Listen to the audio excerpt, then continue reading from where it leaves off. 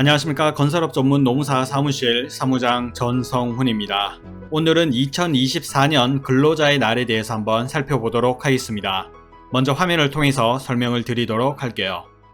자, 2024년 5월 1일 수요일은 근로자의 날입니다. 우선 이 근로자의 날에 대한 의미와 법률, 그 다음에 용어를 순서대로 살펴보도록 하겠습니다. 근로자 날의 의미는 근로자의 열악한 근로조건을 개선하고 지위를 향상시키기 위해 각국의 근로자들이 연대의식을 다지기 위한 법정 기념일이다 라고 보시면 되겠습니다. 근로자의 날 제정에 관한 법률에 5월 1일은 근로자의 날로 하고 이 날을 근로기준법에 따른 유급휴일로 한다라고 명시하고 있습니다.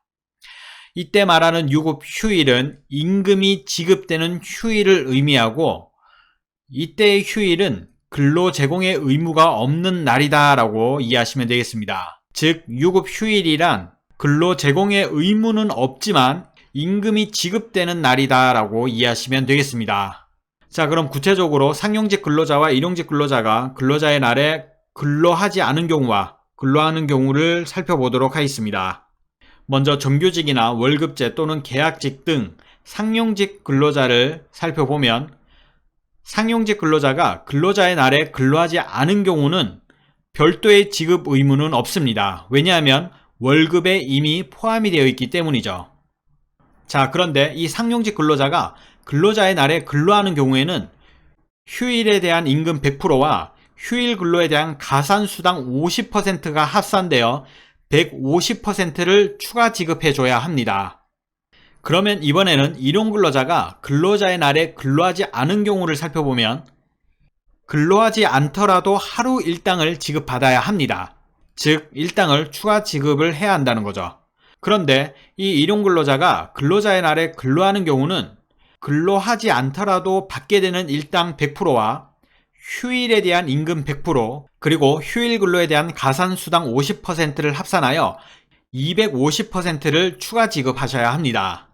참고로 일용근로자의 경우 근로자의 날 이전 및 이후에 근로가 있어서 연속근로에 해당하는 경우만 지급 대상이 되며 근로자의 날 이전 또는 이후에 근로가 없는 경우에는 연속근로에 해당하지 않아 지급 대상은 아니다라는 점 참고해 주시면 되겠습니다.